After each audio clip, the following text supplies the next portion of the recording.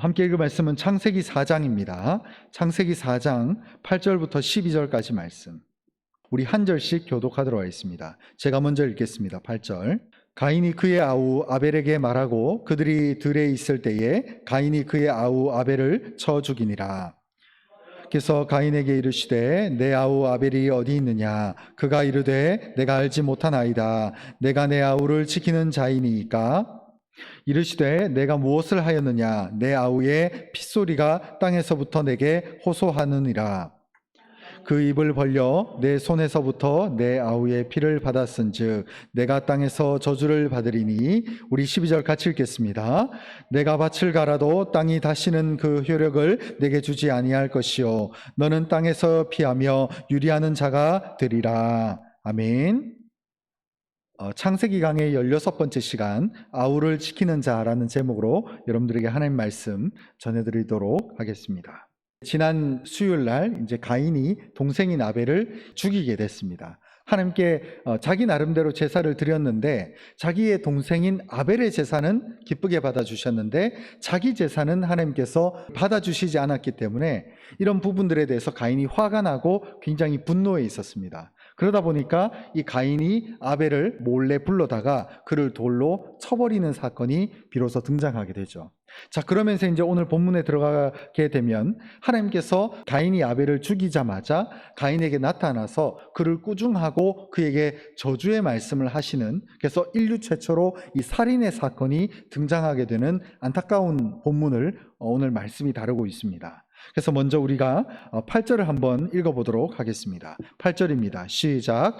가인이 그의 아우 아벨에게 말하고 그들이 들에 있을 때에 가인이 그의 아우 아벨을 쳐 죽이니라. 아멘. 여기 보면 이제 가인이 틈을 봤던 거예요. 틈을. 그래서 몰래 아벨을 불러다가 이제 이 아벨이 방심하고 있을 때, 그리고 주변에 자신의 아버지 어머니였던 아담과 하와가 없을 때에 몰래 이제 불러다가 그를 돌로 쳐서 죽이게 됩니다. 자, 그러면서 이제 가인이 이 정도면 괜찮겠지. 이게 이제 죄 지은 사람의 전형적인 특징입니다. 아, 요렇게 해도 뭐 괜찮겠지. 이렇게 해도 아무도 모르겠지. 라고 마음을 먹고 이 사건을 저지른 다음에 은폐하고 있었던 그런 상황이었을지도 모르겠습니다. 그런데 9절에 보면 이렇게 이제 갑자기 여호와께서 등장하면서 가인을 찾으십니다. 9절에 보면 여호와께서 가인에게 이르시되 내 아우 아벨이 어디 있느냐? 그가 이르되 내가 알지 못하나이다. 내가 내 아우를 지키는 자이니까. 이렇게 말합니다. 하나님께서 이제 가인에게 물어요. 네 동생 아벨이 어디 있느냐? 너 동생, 너 하나밖에 없는 동생 도대체 어디 갔느냐? 이 말은 하나님이 모르고 물은 걸까요? 알고 물은 걸까요? 당연히 알고 물은 거죠. 하나님께서 우리에게 질문하실 때, 하나님께서 우리 인생 가운데 말씀하실 때는 하나님이 모르기 때문에 지금 말하고 있는 게 아니라는 거예요. 하나님은 모든 것을 알고 계시고 하나님은 우리의 심지어는 우리가 어떤 마음을 가졌는지도 다 알고 있습니다. 제가 성경 보면서 정말 재미있는 장면 중에 하나가 뭐냐면 그 사람 셋으로 변장을 한 천사들이죠. 근데 엄밀히 따지면 성부, 성자, 성령 하나님이십니다. 근데 그들이 이제 아브라함에게 오세요. 근데 아브라함이 거의 100세쯤 됐을 때 자식이 없었어요. 그러다가 이제 하나님께서 이 세 사람의 모습을 한 그 천사로 위장을 해서 다가옵니다. 그래서 아주 뜨거운 정오 때에 사실 이때 손님이 오는 게 아브라함 입장에서는, 그리고 그 당시 문화에서는 좀 민폐예요. 왜냐하면 우리 대구 굉장히 더울 때 손님이 그때 찾아오는 거예요. 근데 차라리 집에 에어컨이라도 있으면 손님 접대하는 게 괜찮겠지만 이 집에 에어컨마저도 없는 그런 시대라고 생각을 해보시면 이거 나도 땀나고 오신 손님도 땀 벌벌 흘리고 이거 별로 좋은 상황은 아니거든요. 근데 가장 덥고 가장 무더운 그럴 때에 이 아브라함이 그늘맡에서 쉬고 있을 때에 저 멀리서 그림자 세계가 보이는 거예요. 근데 그 세 사람이 자기 집으로 오고 있는 거예요. 이분들을 아주 융숭하게 대접을 하죠. 진짜 융숭하게 대접을 합니다. 보통 이런 걸 보면 확실히 우리가 손님 대접을 잘해야 돼요. 그러니까 외부인에 대해서 함부로 대하고 그냥 집에 있는 거 막 갖다 주고 이런 식으로 하면 될 게 아니고 정말 이 사람들이 왔을 때, 손님이 왔을 때 하나님인 것처럼 잘 대접을 해야 되는 것 같아요. 그래서 이 가장 무덥고 손님 대접하기 가장 번거로운 시간대에 이분들에게 가장 자기가 할 수 있는 최고의 버터, 그리고 송아지 요리 이런 것들을 우유랑 같이 해가지고 엉긴 젖과 함께 가장 최상의 어떤 대접을 해드립니다. 그러자 이것을 일종의 우리가 당장 봤을 때는 이게 손님을 접대하는 거지만 큰 의미에서 봤을 때는 오신 하나님께 제물을 드리는 거하고 똑같은 관념이거든요. 그러니까 여러분 보십시오.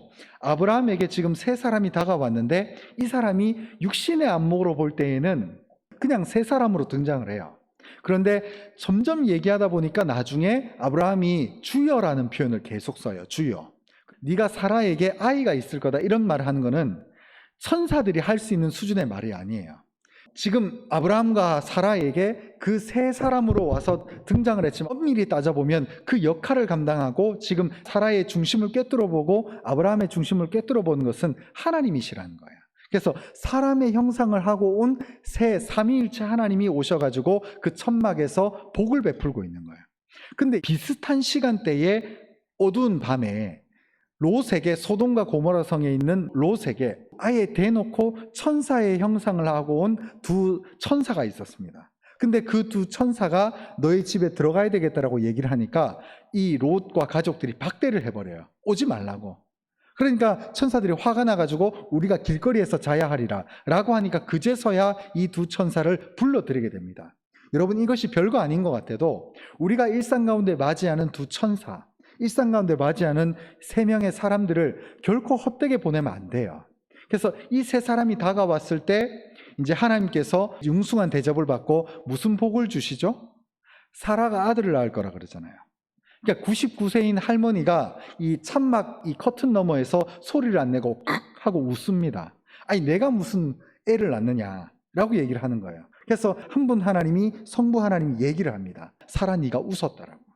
그러니까 하나님이 이 정도로 우리의 중심과 우리의 패부를 다 알고 계신 하나님이라는 거예요. 그래서 오늘 말씀으로 좀 들어가기 전에 아까 그 상황을 다시 한번 말씀드리면 우리가 일반적으로 만나는 손님 접대, 그래서 어떻게 보면 좀 죄송한 말씀일 수도 있겠습니다만 목회자들이 대접을 잘 받는 것 같아요. 왜 그러냐면 근데 목회자만 잘해주셔서는 절대 될 일이 아니에요.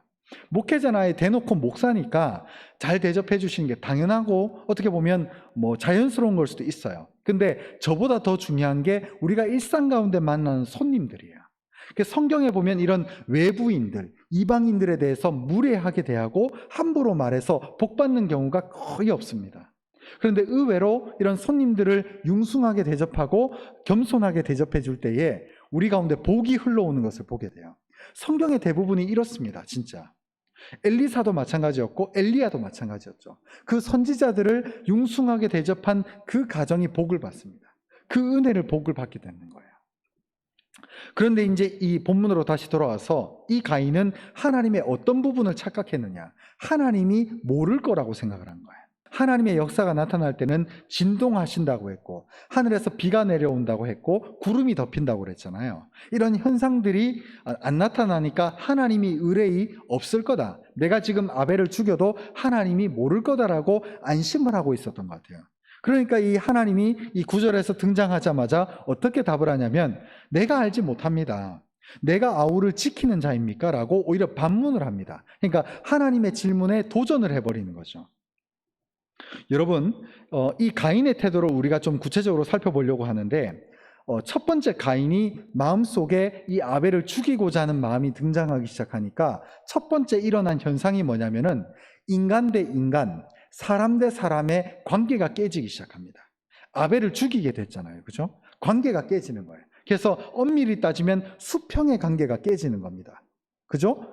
저와 여러분과 저의 관계가 깨지면 얼마나 불편합니까? 이게 정말 은혜가 안 되거든요. 예, 목회자한테 시험 들면은 삶 가운데 은혜가 안 되거든요. 예배 시간에 앉아 있어도 은혜가 안 되고. 그래서 항상 이 수평적 관계가 잘 유지가 돼야 말씀을 통해서 은혜도 받고 마음도 열리고 하는 거거든요. 그래서 이런 수평적 관계가 이 가인의 마음속에 죄가 틈타기 시작하면서 이제 수평적 관계가 깨지기 시작합니다. 근데 여기서 끝나는 게 아니죠. 수평적 관계가 깨지니까 이 마음속의 죄로 인해서 수직적 관계도 깨지는 거예요. 하나님이 모를 거라고 생각하는 거죠. 하나님이 질문을 했는데 내가 알지 못합니다. 알면서, 지는 알면서. 그러면서 내가 아우를 지키는 자입니까? 놀랍게도 형은 아우를 지키는 자입니다. 아우를 지켜줘야 돼요. 아버지와 어머니가 이 아우와 동생들을 감당하지 못하고 집안에 외부적이고 큰 일을 할 때에 형님은 동생을 지켜야 하는 게 당연한 거예요. 그래서 제가 오늘 설교 제목도 아우를 지키는 자라고 설명을 한 거예요. 근데 자신의 본분을 상실하고 죄가 들어오니까 그저 회피하기 위해서 하나님과의 수직적 관계도 깨져버리는 거예요.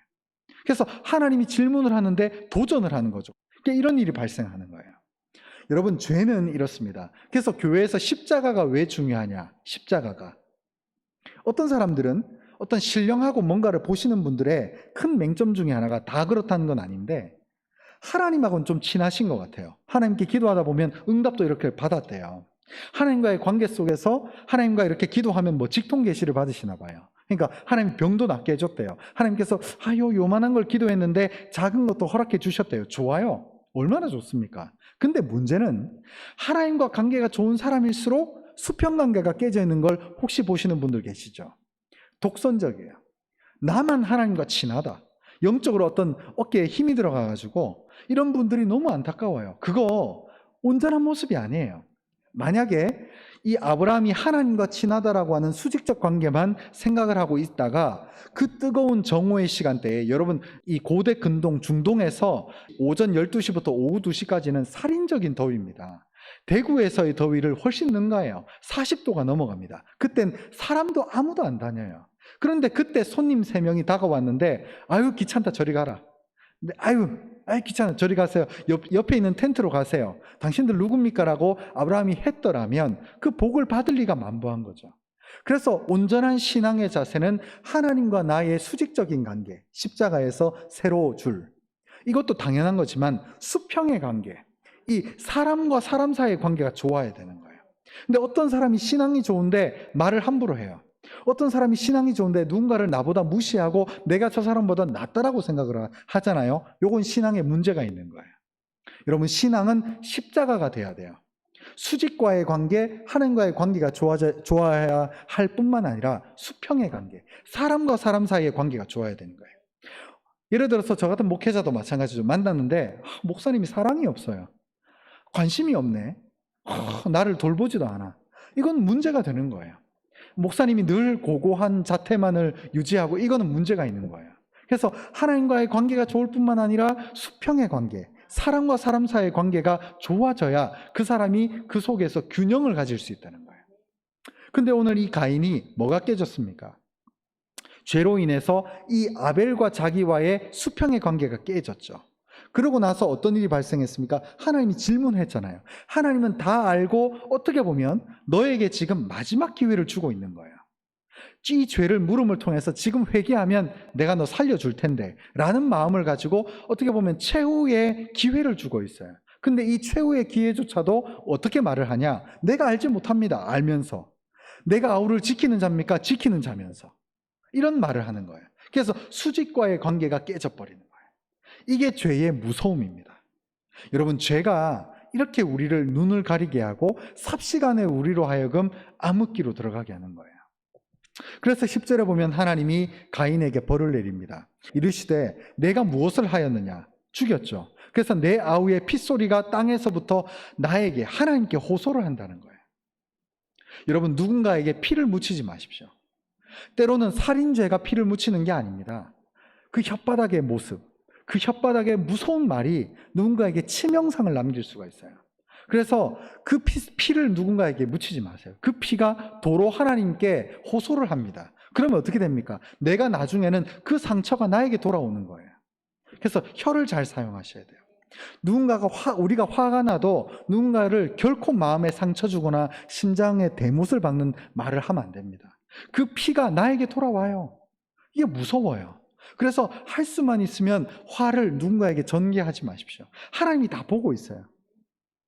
그리고 11절에 보면 이렇게 말합니다. 땅이 그 입을 벌려 내 손에서부터 내 아우의 피를 받았은즉 내가 땅에서 저주를 받으리니, 이렇게 되어 있습니다. 무섭죠?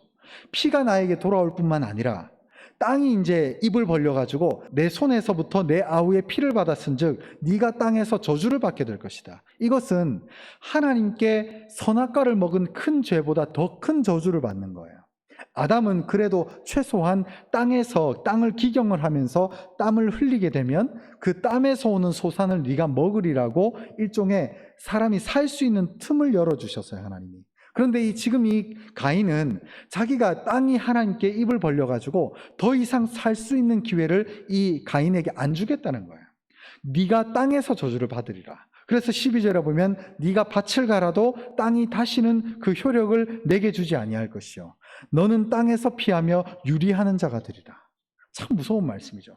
그래서 나중에 가인의 족보가 창세기에 등장을 하는데 그 가인의 족보가 어떻냐면 주로 이제 퉁소를 부는 자, 그리고 철을 깎는 자, 그리고 뭐 기타 돌을 깎는 자 같은 어떤 외부적인 기술을 연마해야 사는 그런 족속으로 바뀌게 됩니다. 그래서 이제 왜냐하면 가인이 땅에서 아무리 노동을 해봤자, 농업을 해봤자 소산을 먹지 못하거든요. 그러다 보니까 이 가인을 통해서 침략하는 행위, 그리고 살인하는 행위, 그리고 다른 땅을 점령하는 행위들이 계속해서 발생하게 되는 안타까운 사건이 이 가인을 통해서 벌어지게 된다는 거예요. 그래서 오늘날 민족이 민족을 대립하고 또 아프가니스탄 지금 보면 너무나 안타깝잖아요. 이 모든 것들이 사실은 이 가인에서부터 오는 저주가 흘러내려오고 있다. 이렇게 보시면 됩니다. 그래서 오늘 말씀을 간략하게 좀 정리하면 첫 번째는 우리가 이 죄로부터 확실하게 벗어난 삶을 살아가야 돼요.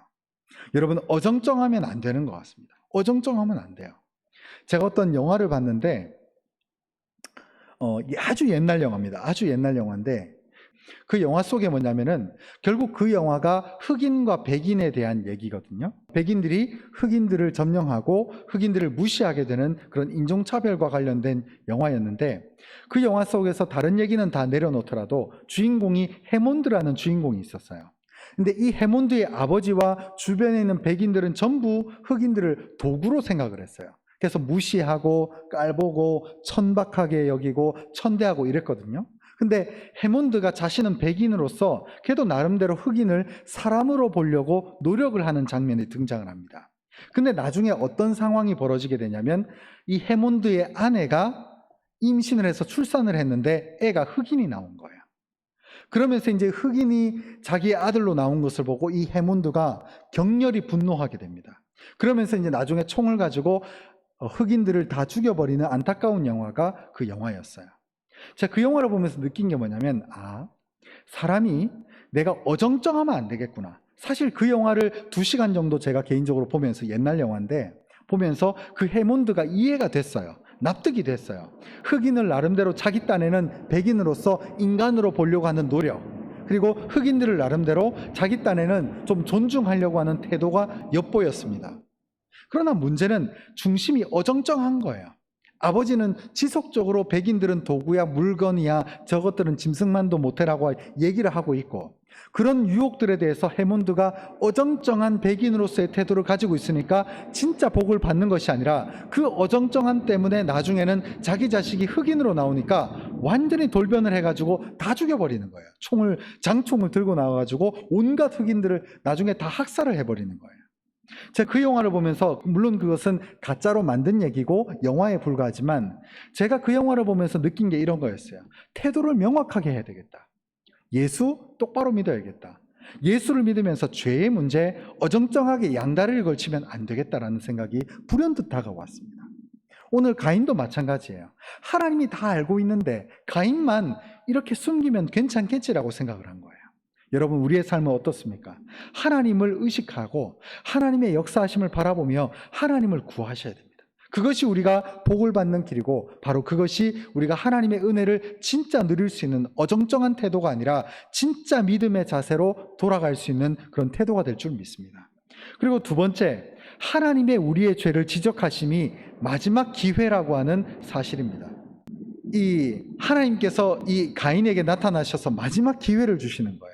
질문을 통해서. 여러분, 그 기회를 놓치시면 안 됩니다. 거만하면 안 돼요. 완고하면 안 돼요.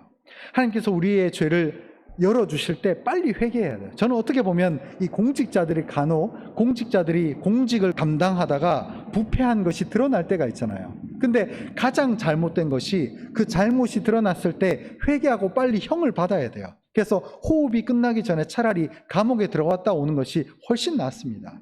근데 그것을 어정쩡하게 권력으로 버티게 되고 그런 것들을 권력으로 자꾸 보호하려고 하다 보면 나중에 확실하게 그가 지옥행 열차를 타게 되는 급행 열차를 그 스스로 타고 갈 수밖에 없다는 거예요.